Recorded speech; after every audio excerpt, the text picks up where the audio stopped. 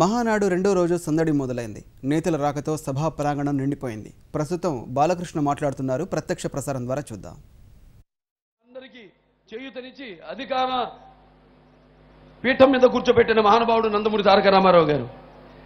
అలాగే ఆయన ఎన్నో విప్లవాత్మకమైన సంస్కరణలు తీసుకొచ్చి మహిళలకి ముఖ్యంగా ఎన్నో ఆయన ఒక ప్రత్యేకమైన విశ్వవిద్యాలయాన్ని స్థాపించడం, అలాగే 33% రిజర్వేషన్లు, ఆ ఆస్తిలో సమాన హక్కు ఇలాంటివి, అలాగే కిలో బియ్యం, కనీసం అవసరాలు, పేదవారికి కావలసిన కనీస అవసరాలైన కూడు గూడు గుడ్డ నీడ వంటి కనీస అవసరాలను అప్పుడు కిలో బియ్యం, ఈనాడు మనం చెప్పుకుంటున్నాం ఈనాడు ఆహార భద్రత అని, ఆనాడే రామారావు గారు 2 రూపాయలకి కిలో బియ్యం ఇవ్వడం, పంపిణీ చేయడం జరిగింది. అలాగే పక్క గృహాలు, అలాగే జనతా వస్త్రాలు సగం ధరకే చీర దోవతి లాంటి ఎన్నో విప్లవాత్మకమైన ఎన్నో సంస్కరణలు తీసుకురావడం జరిగింది.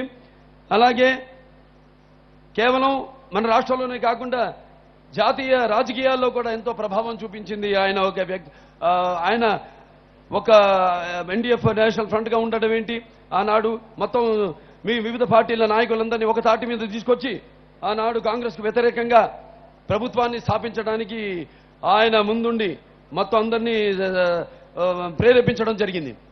అలాగే మరి ఈ యొక్క నదుల విషయంలో అయితేనేమి, తెలుగు గంగ ఆనాడు ఆయన అభినవ భగీరథుడని ఈ రాజు కూడా కీర్తించబడుతున్నారంటే, ఆనాడు మరి తెలుగు గంగ మెడ్రాస్కి తాగునీరు ఇవ్వడమే కాకుండా ఇక్కడ రాయలసీమ సస్యశ్యామలం చేసి వాళ్ళకు కూడా తాగునీరు సాగునీరు ఇచ్చిన ఒక మహానుభావుడు నందమూరి తారక రామారావు. ఇంకా ఇలాంటివి ఎన్నెన్నో బృహత్కరమైన కార్యక్రమాలు చేపట్టి ఈనాడు ఆయన ఒక సుస్థిరమైన స్థానాన్ని ప్రజల్లో,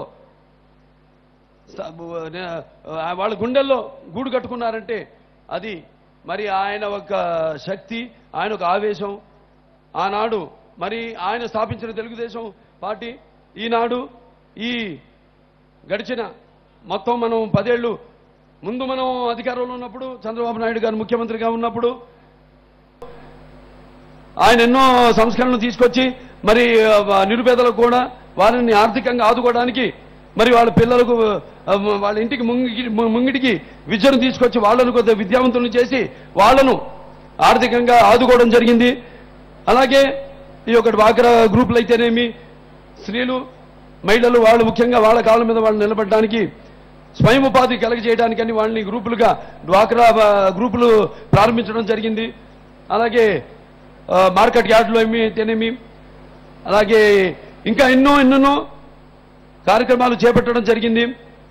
జన్మభూమి కార్యక్రమం, ఇలా రోడ్లన్నీ ఊళ్ళకి అనుసంధానం చేయడం, ఇవన్నీ కూడా మరి మన దురదృష్టం, మన రాష్ట్ర దురదృష్టం అనుకోవాలి.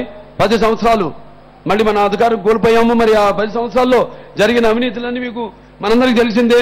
ఎలా ఆనాడు మరి నాన్నగారి యొక్క మానసపుత్రిక హంద్రినివా, దాన్ని ఆనాడు మరి రాయలసీమ భూమి రాయలసీమను సస్యశ్యామలం చేయడం కోసం, తాగునీరు ఇవ్వడం కోసం ఆనాడు ఆయన అనుకున్న హంద్రినివాని మరి ఈ 10 ఏళ్లలో వాళ్ళు ఎలా ఈ యొక్క జలయజ్ఞాన్ని ధనయజ్ఞంగా మార్చుకున్నారో, ఎన్ని వేల కోట్లు, సుమారుగా 80,000 కోట్ల రూపాయలను వాళ్ళు ఎలా తారుమారు చేశారో అందరికీ తెలిసిందే.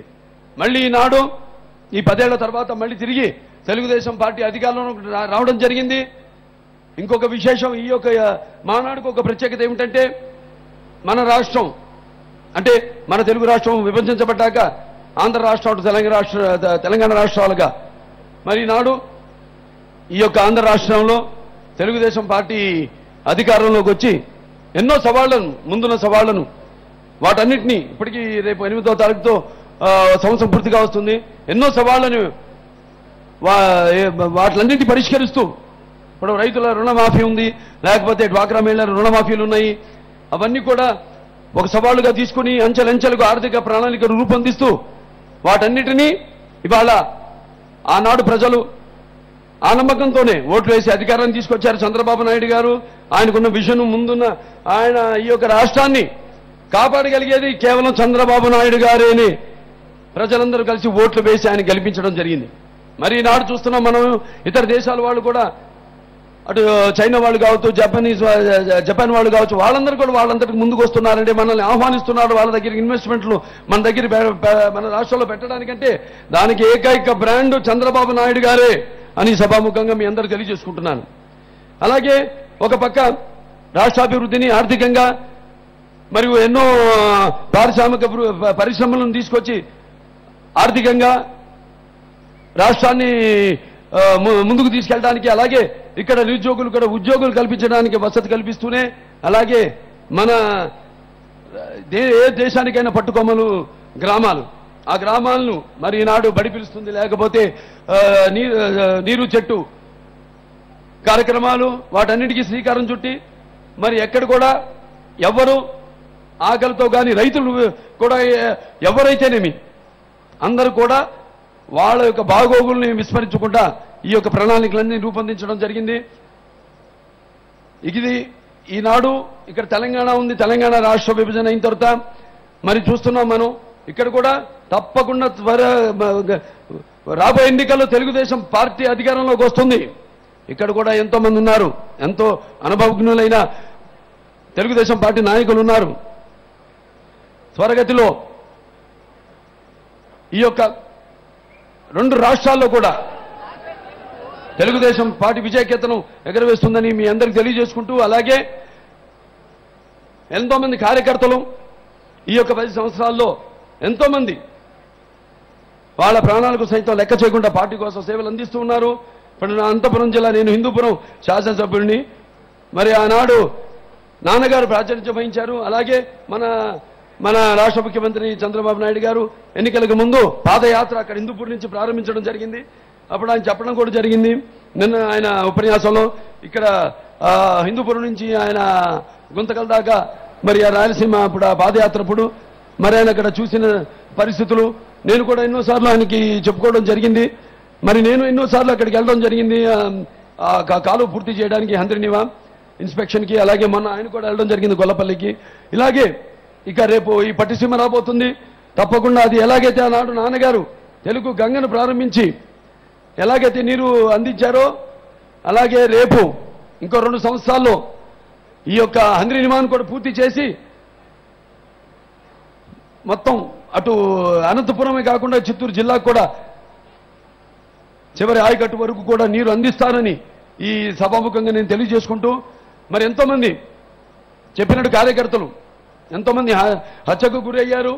ఎంతోమంది మరి వాళ్ళ ఆస్తులను కూడా అమ్ముకొని, ఉన్న ఇల్లు పొలాలు అన్ని కూడా అమ్ముకొని ఈ పార్టీ కోసం మొదటి నుంచి వాళ్ళ యొక్క పార్టీ కోసం వాళ్ళ సర్వం ధారపోశారు. మీ అందరికీ ఈ సభాముఖంగా నా తల వంచి మీ అందరికీ శిరస్సు వంచి మీకు పాదాభివందనం చేస్తున్నాను. తెలుగుదేశాన్ని పార్టీకి ఉన్న ఎస్ఎస్ చంద్రబాబు నాయుడు గారైతే బ్రాండ్ చంద్రబాబు నాయుడు గారైతే తెలుగుదేశానికి ఆయుపట్టు కార్యకర్తలు, తెలుగుదేశానికి అంకిత భావంతో చిత్తశుద్ధితో పనిచేసే కార్యకర్తలు, ఇంతమంది కార్యకర్తలు మన దేశంలోనే ఏ పార్టీకి లేదని సభాముఖంగా మీ అందరూ తెలియజేసుకుంటూ కానీ మొట్టమొదటి ధైర్యంతో ఏదైతే రామారావు గారు ఈనాడు మనం ఈ పండుగ జరుపుకుంటున్నాం ఆయనకి గుర్తుగా ఆయన్ని స్ఫూర్తిగా తీసుకొని మొదటి నుంచి కూడా ఆయన్ని స్ఫూర్తిగా తీసుకుని ఏ అంకిత భావంతో పార్టీకి మీరందరూ సేవలు అందిస్తున్నారో మీ అందరికీ సభాముఖంగా నా కృతజ్ఞతలు, నా ధన్యవాదాలు తెలియజేసుకుంటున్నాను. మరి ఆనాడు నాన్నగారు ఒక నిర్వచనం ఇచ్చారు, సమాజమే దేవాలయం, పేద ప్రజలే దేవుళ్ళని. కళ కోసం కాదు, సమాజ సేవ కోసం అని. కళ్ళు మూసుకుని కనేది కళ, కళ్ళతో అభినయించేది కళ, నిద్రపోతున్నప్పుడు కనేది కళ, నిద్రపోతున్న సమాజాన్ని లేపేది మేల్కొల్పేది కళ. అలాగే ఈ ఎన్నికల్లో నేను కూడా ప్రత్యక్షంగా ఇక్కడ నుంచి హిందూపురం నుంచి నేను ఎన్నికల్లో పోటీ చేయడం, నన్ను గెలిపించిన హిందూపురం ప్రజలందరికీ కూడా నా కృతజ్ఞతలు చేసుకుంటూ, నేను కేవలం ఒక హిందూపురానికే పరిమితం కాదు, మొత్తం అనంతపురం జిల్లాకి అలాగే మొత్తం రాష్ట్రానికి కూడా నా బరువు బాధ్యతలు నాకున్నాయి. తప్పకుండా ఒక కళాకారుడిగా అయితేనేమి మన చిత్రం విడుదల ఎన్నికలకు ముందు లెజెండ్ సినిమా విడుదలైంది.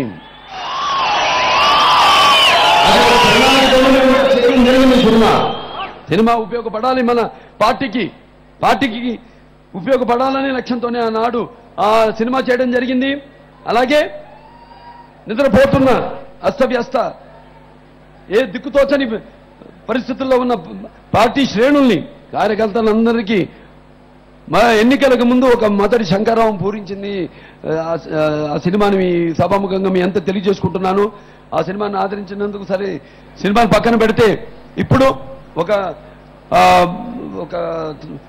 శాసనసభ్యుడిగా నా బాధ్యతలు నెరవేరుస్తూ అటు నా నియోజకవర్గానికి అయితేనేమి, అటు నా జిల్లాకి అయితేనేమి, ఇటు ఆంధ్ర రాష్ట్రానికి అయితేనేమి, అటు తెలంగాణ రాష్ట్రానికి అయితేనేమి ఏ విధంగా నేను నా సేవలు అందించగలుగుతానో నా సేవలు అందిస్తూ ఏ మార్గం అయితే అని మనకు చూపించారో రామారావు గారు, ఏ అంకిత భావం ఆయనలో ఉన్నవి మనం అవలంబించవలసినవి ఉన్నాయి.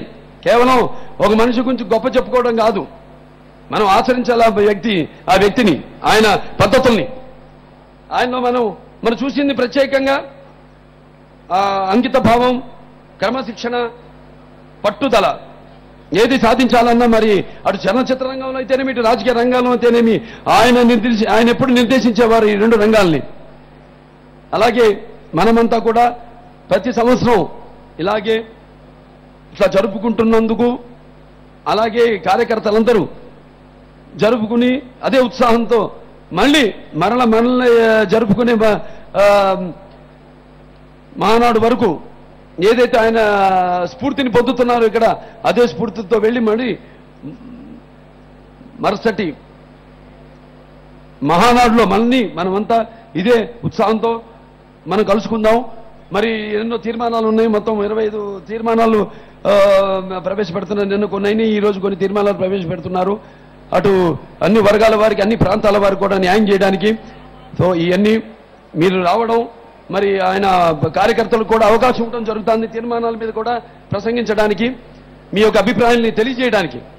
సో మీరంతా కూడా ఏవేదైతే మీ అమూల్యమైన సలహాలు ఉన్నాయో మీరు పార్టీకి ఇచ్చి పార్టీని నడిపించాలి. ఎలాగా మీరు నడిపిస్తూ ఉన్నారో అలాగే పార్టీని నడిపించాలని ఈ సభాముఖంగా తెలియజేసుకుంటూ మరొకసారి ఈ అవకాశాన్ని ఈ రోజు నాకు ఇచ్చినందుకు పార్టీ అధ్యక్షులకు నా ధన్యవాదాలు తెలియజేసుకుంటూ నేను సెలవు తీసుకుంటున్నాను. జై హింద్, జై తెలుగుదేశం. ఎన్టీఆర్, ఎన్టీఆర్, ఎన్టీఆర్.